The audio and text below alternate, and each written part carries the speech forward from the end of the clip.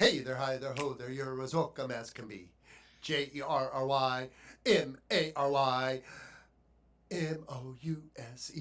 What? I don't know. Hi, everybody. Hi, Welcome to the Mary and Jerry podcast. that's right. We're back. I don't even, I can't even explain what just happened. It's okay. This week, as we record this here podcast, we have been married 38 years. Celebrated our 38th anniversary. 7 presidents. Oh my About 10 generations of Macintosh computers. Wow. Multiple fashion and style and hair changes, except for me. Mine just fell out. But I do have pictures of the mare bear with the hair at the wedding and thereafter. And those poofy sleeves. Didn't you love those poofy sleeves? They were very poofy in 1988. Yes. And the bow on the butt? Yes, my wedding dress and most dresses then had a big bow on the butt. But you didn't make your bridesmaids wear hats. I did not. That was considered mean back then. Praise Jesus. Mm-hmm. Anyways, today we're going to be talking about dreaming in middle age. Not the Middle Ages, like with knights and... I don't know. We could probably go back to the Middle Ages, but we were talking about this at dinner the other night. Hence why we thought it would be a great podcast episode. And, That's right. You know, what we want to do is sort of set the table for you. I love when you set the table. Let's be kind of specific about what we're talking about. Mm-hmm. So, like, the house you thought you'd have, the money you thought you'd have, the hair I thought I'd have still. And it's not like, you know, somebody hands you a pamphlet when you get married and you come out of the church and they hand you this pamphlet. And, you know, that says, hey, all of your dreams will come true. The pamphlet usually says, warning, most of your dreams might be detoured and they're out of your control. The wish that you wish will come true. Not all the time. So, you know, how do we discern next right steps when a dream doesn't come true? Like, how do two people stay on the same team through the disappointment instead of turning on each other? Wow, that got dark fast. Well, I think you're really trying to say is, how do we improvise, adapt and overcome? Surrender is not in our so creed. There's a scripture. I got out my Bible. There's a scripture. Wow. Show the show. This is the cover is for those of you on YouTube. It's from 1992, the year my daughter was born. Wow. These are all my notes. That is a very Bible. frilly, girly cover. Yeah. With a handle. With a handle. Almost like a purse or a handbag. A handbag so you of God. Bring it to Bible study. Mm-hmm. Okay, go ahead. Anyways, Proverbs. It's Proverbs 16:9, which states, "In his mind a man plans his course, but the Lord directs his steps." In other words, if you want to make God laugh, tell him your plans. Tell him your plans. Uh-huh. So, okay. How do you want to do this? I'm always fascinated in how Jerry wants to do these podcasts. Unscripted, unsupervised. Well, let's just start with some questions. We did come up with some questions because, you know, we actually put a wee bit of thought into this one because, of course, it is our 38th anniversary. Well, it's one of the questions we get asked a lot. Correct. People ask us, after they ask us what AARP Medicaid plan we have, is how have you, given our story, right. Which is like a Netflix special, how is it that you are still A, married, B, like each other, and C, keep going with everything that has happened in our life? Okay. And that's a fair question, right? So, what is the first question that we came up with for the Jer Bear? What, to ask me or for me to ask you? Oh, for you to ask me, so I get to talk first. Oh, okay. All right. So, the question I have is, Excuse so me. 38 years ago, you married the girl of your dreams. Yes. And maybe I made a few questionable hair and fashion decisions over the years. But what dream did you have for us back then that God completely rewrote? And when did you stop grieving the original version, or have you?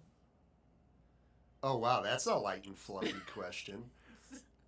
Well, you said I got to ask my question. Okay, so those 38 years ago, Oh, I was totally going to be an admiral. I was going to be an admiral. I was going to retire and be one of those wise elder statesmen that, used my wisdom from my extensive naval career. And you were going to be the admiral's wife, and we were going to, You're going to go back to the academy and teach. yeah, I was going to, maybe be the commandant of midshipmen or something, and we'd live in the house, and you'd host parties. And, that was it. That was your dream. I was going to be a 30-year Navy man and an admiral. Okay. And, that didn't work out. when did you stop grieving the original version? It took you a while. It took me a while.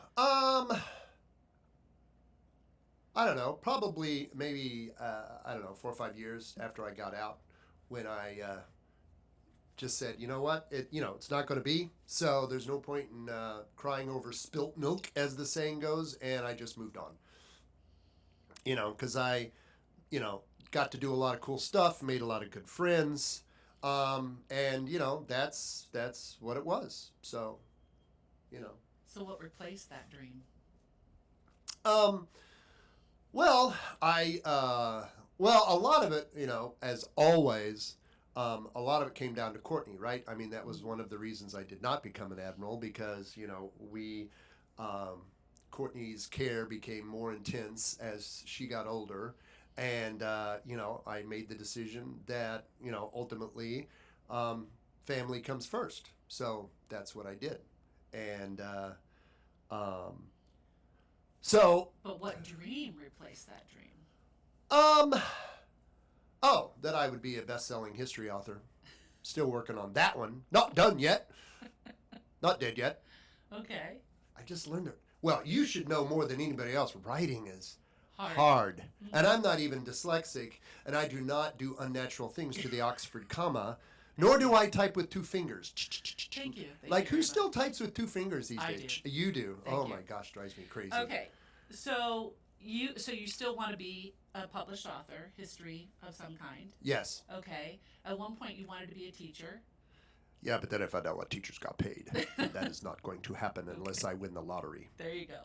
All right. So what dream do you currently have? Is that to be a published author? Oh, I still got that. I just, the thing about dreams is they take work. Yes. And time and effort. Yeah. Of which you have 2 Oh, or 3. I have. It's the time that we're It's the struggling time. with right Yeah. But, no, I mean, I've enjoyed, I talk about history. I write about history a little bit. I mean, to write a book, writing a book is hard. I mean, It is. God bless you. You've done it 3 times. Nearly killed me each time. But, I mean, it's challenging, Okay. So do you feel like I've been a good support in that challenge in your dream? Yeah, yes, you have. You dusted all my books this week. Apparently that was a marriage building exercise. And I do love you for it. See the extensive collection, dust, flipped pages, all of that. And then our house looks like a very, unkempt Barnes and Noble, which I'm perfectly fine with, actually. But, it's not probably the decorating motif you were looking for. No, this was not really in my dream. Yes. But that's okay. We get Christmas cards from IKEA, though, so that's pretty cool. Okay. So you have supported my dreams with your time and your patience and your wallet. And my secretarial skills. Yes. So I want you to be honest. Okay. Was there ever a moment you wanted to tell me enough?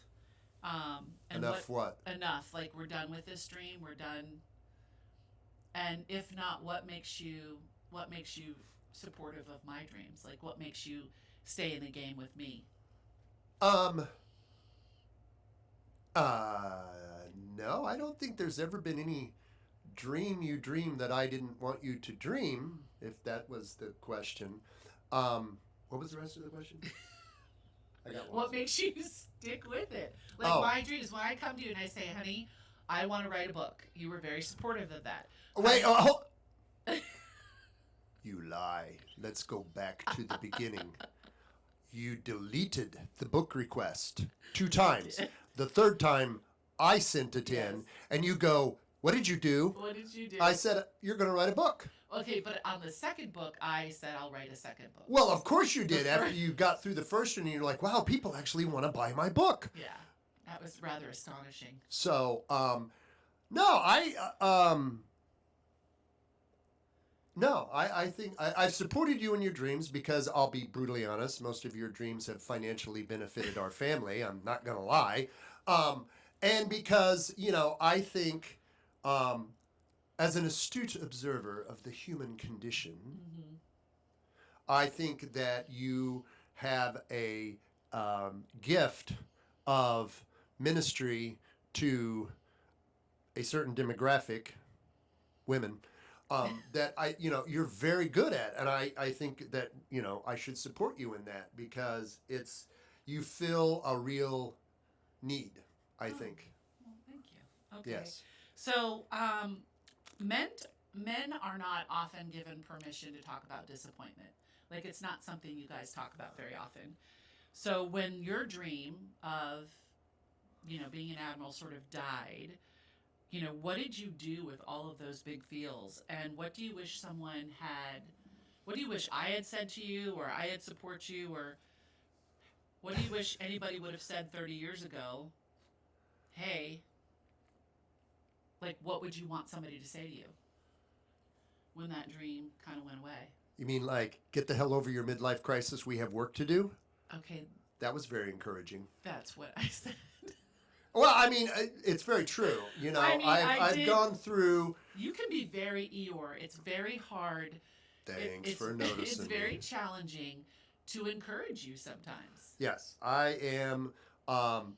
So I've gone through some major career transitions. All of them have been particularly, not going to lie, particularly challenging.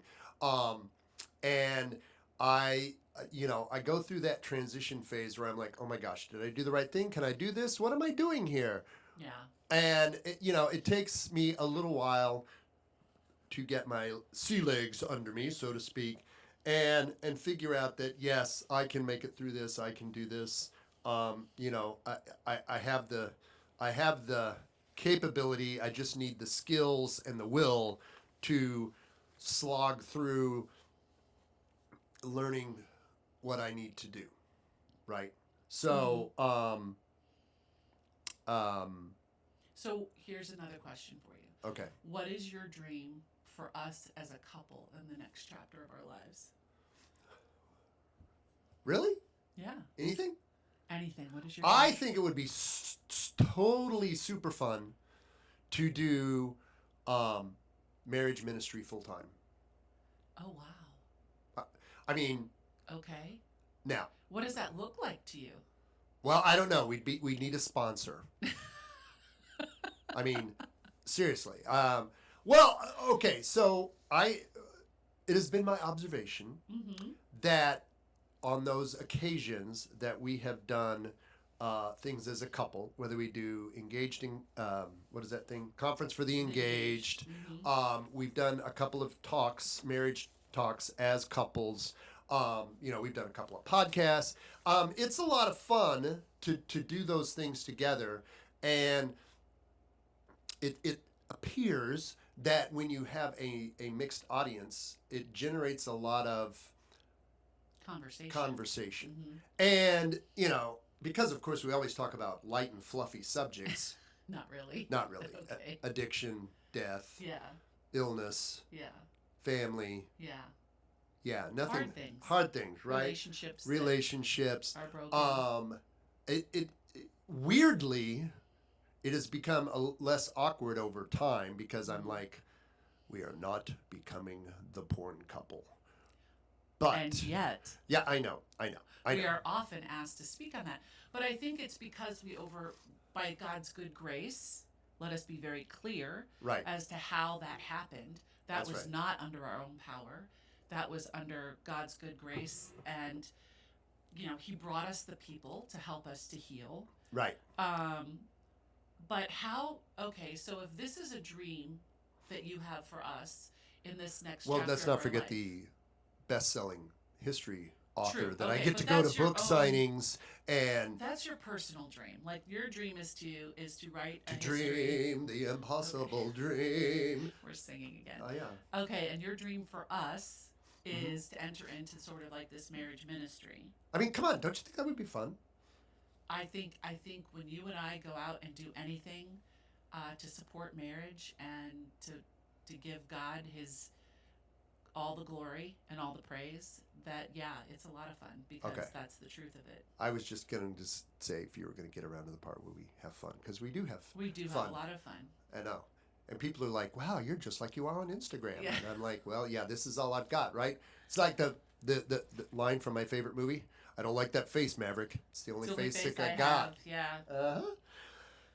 Okay. Dun, dun, dun, dun. Now it's your turn. Now it's my turn. Tell me about your dream on that hot, humid August day in 1988 as you look lovingly at your handsome ensign husband walking down the aisle of the Naval Academy Chapel, knowing that that night we could legally have sex. Oh my gosh, that's where you're gonna go? Seriously? That's so uncouth. Okay. But nonetheless true because we were covenantally married. Okay, Jerry. Anyway, go ahead. Off the Well, it was rails. on my mind, not gonna lie. Sure. I have little doubt that it was. What was my dream? My dream was I was gonna be, captain's wife, admiral's wife. I was gonna be an asset to you in your military career. We were gonna have kids that, were super smart, super kind. Wore little Catholic school uniforms. Wore Catholic school uniforms, the white picket fence, We would have dinner at the club on Saturday night at the O Club. And I mean, that's what I wanted. I wanted to create a home for you and support you. And I knew that we would be moving a lot. I knew that was That part of part came true. Yeah, we sure did. We moved 9 times in 12 years. So I was excited about that. I was excited to live this grand adventure with you. And then when it kind of didn't go the way, I mean, there's so many things that didn't go the way I thought they would go. I mean, we had miscarriages. Uh-huh. We had a daughter who had a seizure disorder that led to All the 22 things. years of living in an ICU. We had struggles with our son because of the emotional impact of his sister on his life. We've been through some stuff. Yeah, I mean, I think the hardest part for me was when we were navigating the addiction of pornography, when I entered it with you, and the destruction that brought to our intimate life and to us as people Uh-huh. and our sexual identity in Christ. I think that was the hardest time in our marriage. And in that way, I think, people ask me all the time, well, how did you get out of it? How did you stay in it?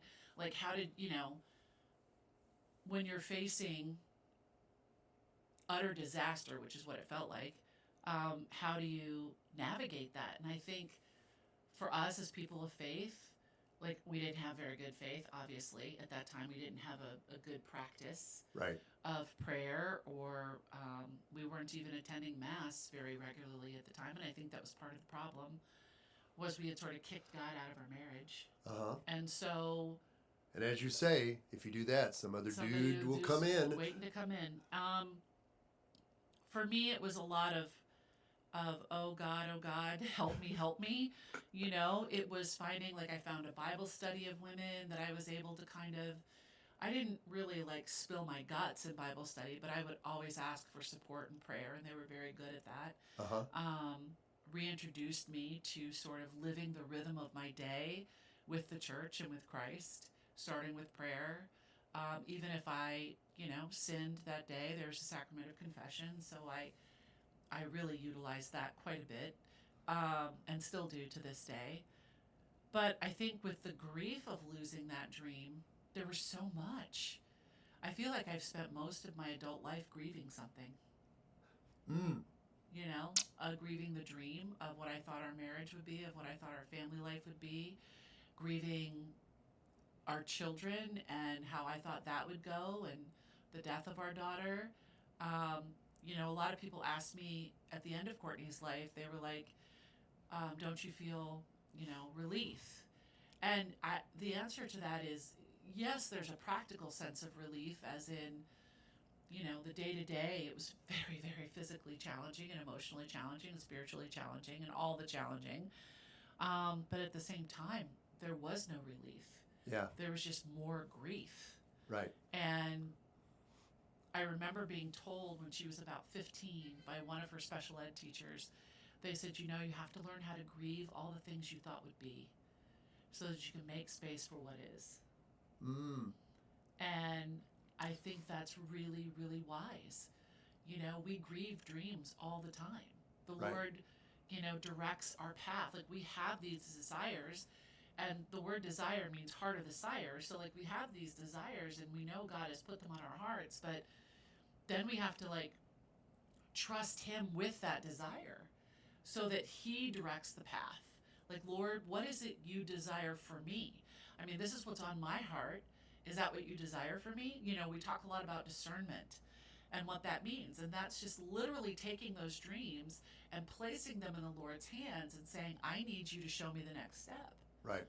And I think when you left the Navy and we knew that dream was done, it was literally show me the next step. Right. And then it was setting up a home, finding a church home. I mean, there's a lot of practical things that go in to your life when a dream ends. Well, there are still the mundane things that must be done, right? Well, and there's also, will I have another dream?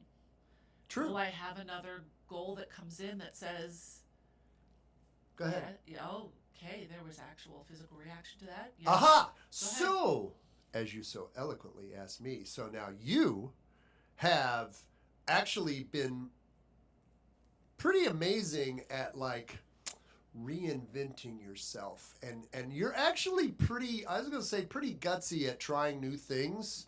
That doesn't mean they always work. Well, but the author thing worked out. You needed a little shove, but that worked out. And then you became a public speaker. I'm sure that was not on your bucket list 38 years ago, to go in front of 500 women and tell your story and be funny and make them go, I wish they put Kleenexes on the table. So now here we are, podcasters, and you've been, what is that thing you do for Given? You've been a mentor, which is really cool. That sounds better than old. I'm not old. I'm a mentor. I'm a mentor. I'm wise. I'm wise. I'm a Titus 2 woman. So,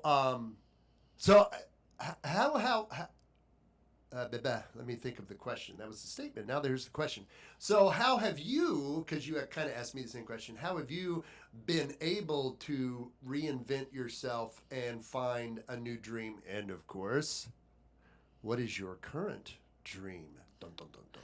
Oh, wow. Okay. So, You get the same questions I do here. We are 100 equal here. So. How did I reinvent? I just didn't want to be that person anymore. What do you mean that person? I mean, the woman who entered into addiction with you and then, figured out how to get out of it by God's good grace and help. Like, I admire her for her chutzpah, but I didn't want to live her life anymore. And there's something that I wrote in my first book, and it said, when the pain of staying in the place that you are is less painful or more painful than actually taking a step out of it. Right. Like, when it's more painful to remain than to go, it's time to go. Like, you're past time to go. Right. And the key phrase there is, though, less painful, right? So there's still pain. I live with emotional pain every day. I live with a longing and, for something to be different every day. I don't know anybody that doesn't. Uh-huh. But I come to places of pockets of peace. Pockets of peace. There are pockets of peace within that. Okay. That where the Lord sort of gives me a consolation of, I'm still writing your story.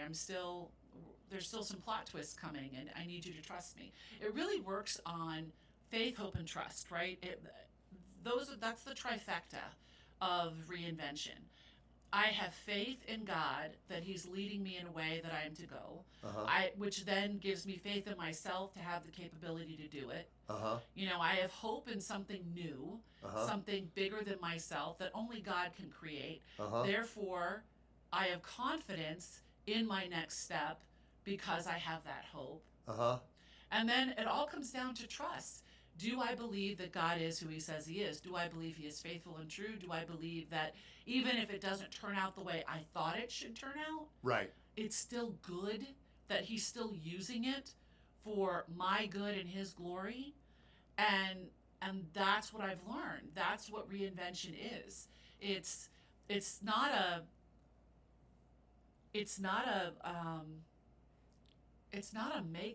life makeover. That's just, you think of a makeover, that's just makeup and a dress. This is like an internal rearranging of priorities. Extreme Makeover God Edition. Yeah, there I you like go. it. Yeah. Move that bus. Yeah, exactly. Move that bus. And anyway, I think so what do it's you brought think me to, hold on. So do you think God is finished with you, or No. are you still a work in progress? What is Always. your dream? You haven't answered that question. I was getting ready. Yeah. What is my dream? Yeah. There was once a time where my dream was to be the Catholic Oprah Winfrey, and to have, What does that mean? to be a thought leader in the industry, to be an encourager, to have a stage where you're talking to people about their lives, and just, I'm fascinated by people and their stories. And I think every single person has a story. We all have overcome things. I don't care if anybody knows your name or everybody knows your name.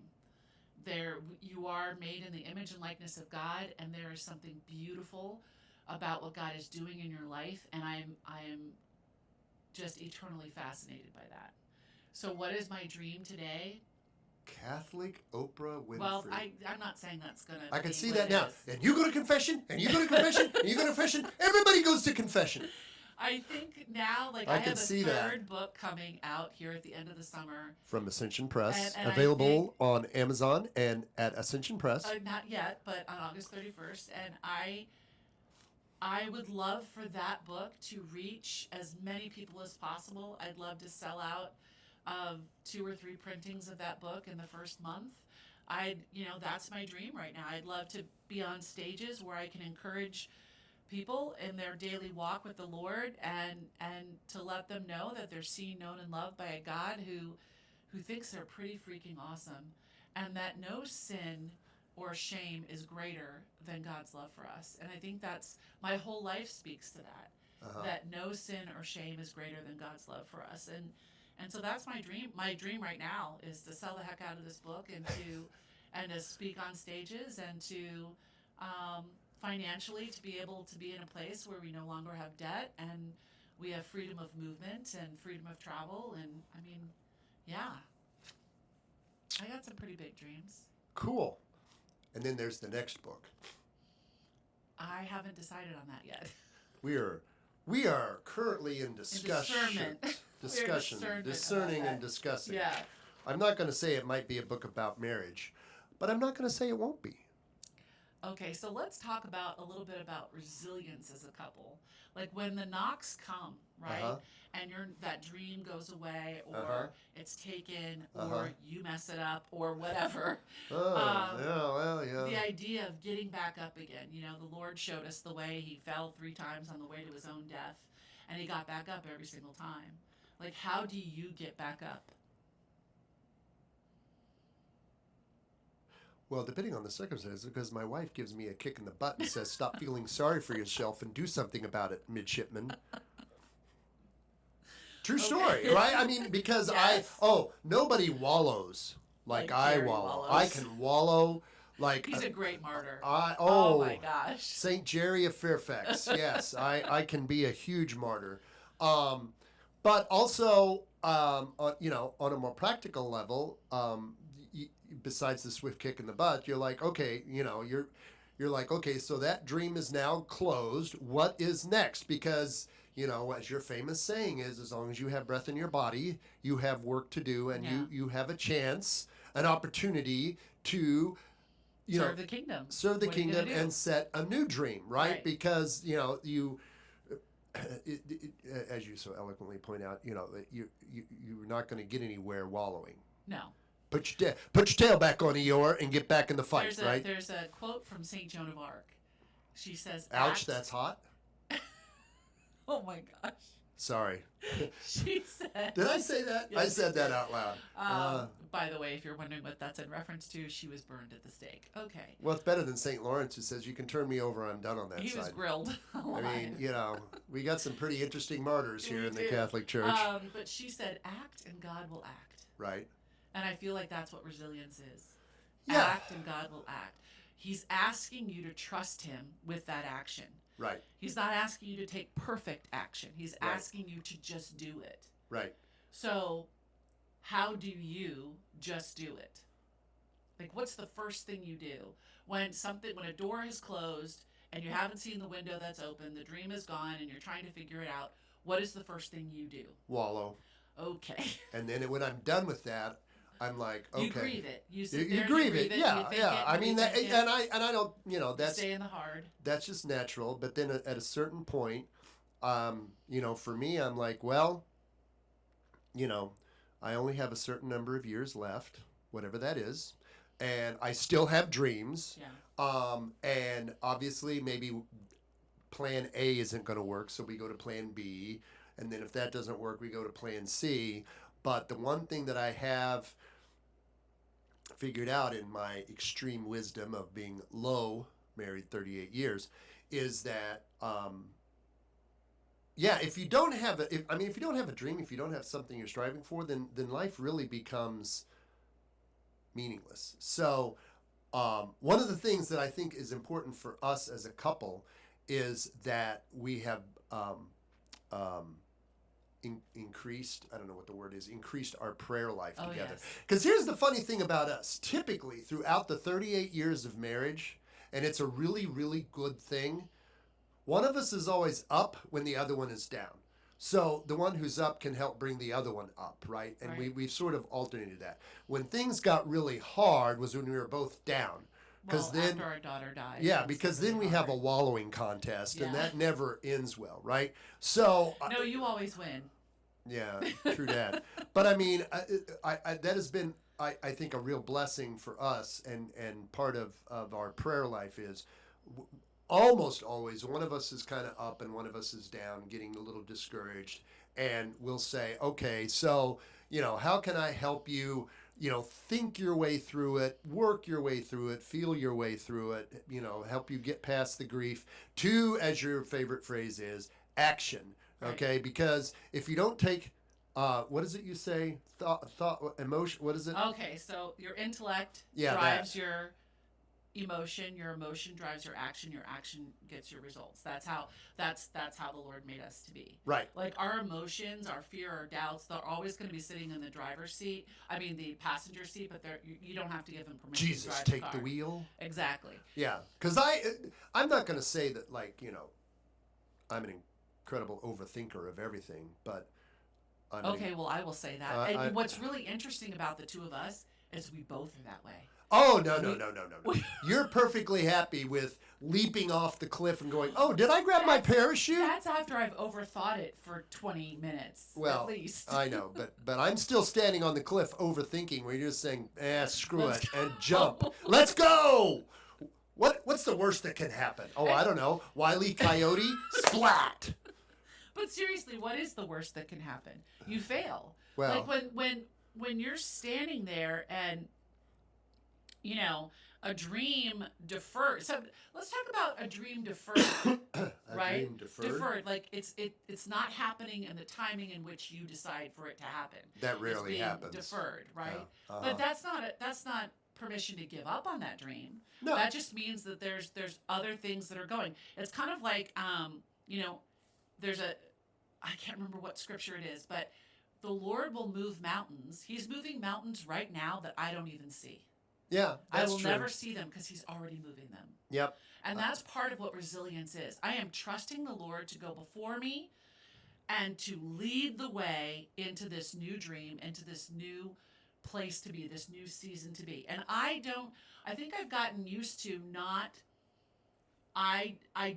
I've lessened my expectations of my own expectations. I've not lessened that God is going to do something big and huge and awesome because he is that God. Uh-huh. But I've learned how to take my expectations and not attach them to the dream. Do you know what I mean? No. Okay. Explain to me. It's kind of like I get up and I start my day with prayer. Right. I give my day to the Lord. You have your coffee. My coffee. I have my 3 things that I must get done that day. Uh-huh. And I do my best to accomplish that. And sometimes I don't even get to number 2, right?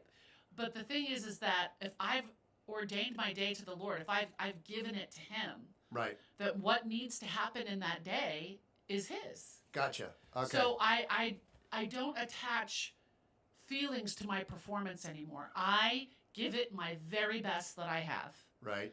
And I literally say this, like, to my team that I have with the supplement company I work for, with the cosmetic company I work for, with people that are helping with the podcast or with the book launch.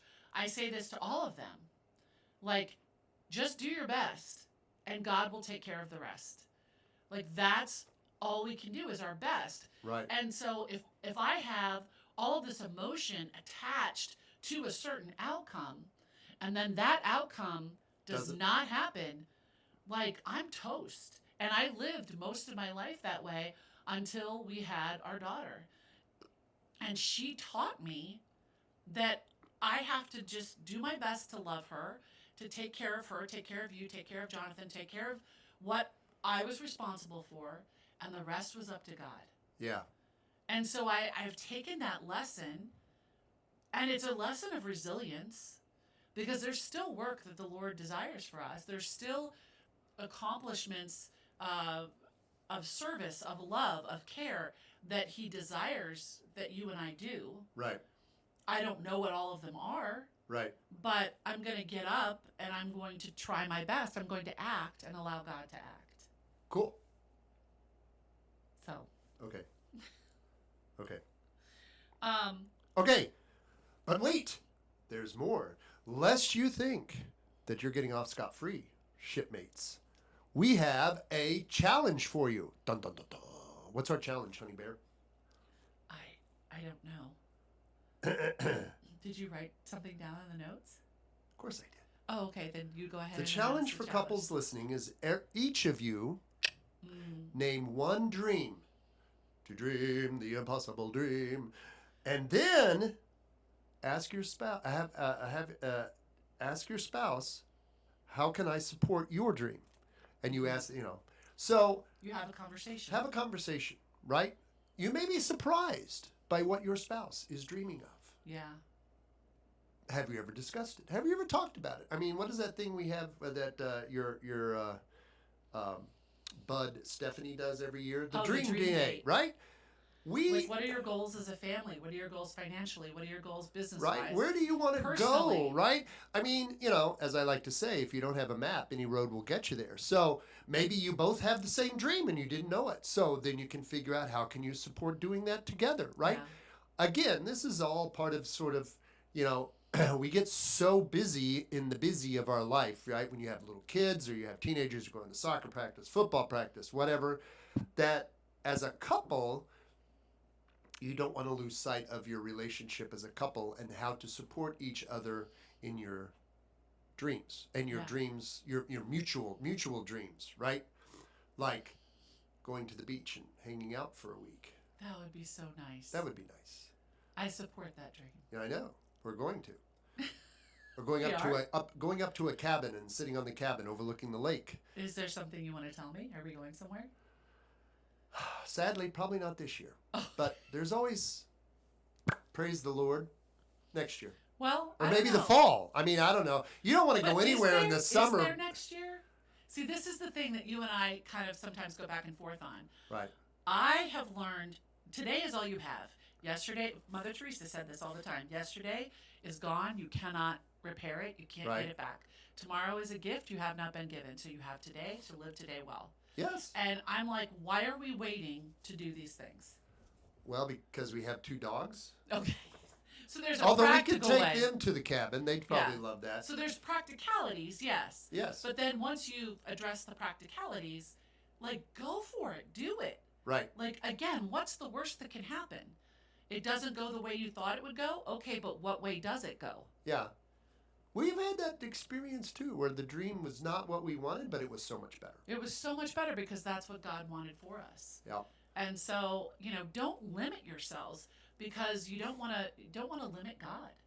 He is a big God, and Our God His dreams is an awesome God. He reigns from heaven above. I'm kind of on a roll this morning with the tunes. You are. That's actually in the new book. That song. It And is? the story. Oh, cool. You don't even know it's in my book. I You don't read rem- it like 5 times. I don't remember. All I remember was we had some really yummy scrambled eggs and steak for breakfast, and that's about as far back as my That memory was goes. this morning. I know, that's about as far back as my Okay. memory goes. Anyways. Unless you want to talk about World War II history. Then I can recall all kinds of useless trivia. Okay. It's just sort of what's stored in my memory. Or 80s song lyrics. I'm totally Okay. down with those so, too. Jerry, how should we leave this for the wonderful people listening to this podcast? Give me 3 things that you do Okay. around a dream, whether it's letting one go, grieving for it, discerning a new one. Like just give me 3 things, 3 pieces of advice. He hates it when I do I this. really do. Okay, I'll Don't go first. hold on. Okay, no, I won't go first. Don't let your dreams go wherever you are in life. Yeah. Don't be afraid to talk about your dreams to your spouse. They may, if you think, well, that dream is silly. I mean, now me, it would be silly to enter a mullet contest, right? If that was my dream, that would be silly. But to be an author, I don't think that's silly. No. It's And so don't give up on your dream. Share your dream, and then work a little bit every day towards your dream. Yeah. I mean, it just sometimes just takes a lot of persistence. Yeah. And that's what most of the self-help developmental books are. Is like it's not that you lose out on your dream. It's that you have to chug away at it every day, What one is that step book at that a you time. love? Pound the Stone. Pound the stone. Yeah. Right. You just keep Going. keep going. Resilience. That's right. See what I did So there? my 3 pieces of advice would be act and God will act. Uh-huh. Don't limit God in what He can do for you, Uh-huh. and just get up every day and do one more thing. Yep. You're so much smarter than me. I'm not smarter than you. You're more eloquent. I just say it differently. Okay. Okay. Okay. So now it's time For our the dogs not to so. start- Oh, our dogs are gonna go crazy. Barking at the Mailman. mailman. We're See? live, You get them. unscripted. There you go. Okay, that's enough. Maggie, that's enough. All right, anyways. Okay. Jerry, the not so newlywed game. Okay. Question. What's the last book you read and what'd you think of it? Oh, the last book I read is called Unpack Your Backpack. And Unpack Your Backpack. Yeah, and it's it's a travel book? no, it's all about, oh my gosh, I can't remember who. I'll put it in the show notes. It's all about all the stuff that you carry with you through your life. And we keep putting stuff in our backpack from our past, from the mistakes we've made, from the shame we carry, all of that. And it's this young guy who wrote this book at 22. And he basically just takes off the backpack and dumps it out. And when you're thinking negative thoughts, like, you got to unpack that backpack. You've got to unpack it. And when you see yourself going into negativity or a different direction, it's really good. It's really short. Okay. It'll be in the show notes. Okay, cool. All right. How about you? So the last book that I read was A History of the Council of Trent, which was absolutely fascinating. The Catholic Church would make such an excellent Netflix special. Yes, it would. Not gonna lie, there was a lot of plotting and scheming in the 15th and 16th centuries. But it was very educational for me. I've been doing a lot of research the last month or so into church history. I love church history. I'm finishing up a book now on Vatican II. So I just talk to it. I just tell them, what do I need to know? yeah, it was just absolutely fascinating. It's not a genre that I how typically read. How it all a came to be. council that happened 500 years ago still impacts the church today. Yeah. So that was the last book I read. Okay. Awesome. We'll have that in the show notes as well. Okay. All right, guys. Thanks so much for Wait, joining us. don't you have a not so newlywed question? Oh, I thought we were just doing one. I have to ask you a question. Do you have one? What is your favorite anniversary memory? Oh, that would be when we went to Fredericksburg. Oh, the three battlefields in one weekend. Where we broke the bed. Broke the bed. You'll have to go back and listen to that episode. I believe that's in season 1. Yes. Mm-hmm. That was totally the Jer Bears' most awesome anniversary ever. Ever. And it's not for the reasons that you think. No, it's pretty awesome overall. Just saying. Anyways, thanks so much for joining us this week, guys. We'd love to hear from you. Please leave a comment on Facebook or on our YouTube channel or our Instagram page feed, and we would love to hear from you. If there's topics you want us to talk about, please let us know because we're here for you. So until next time, God bless.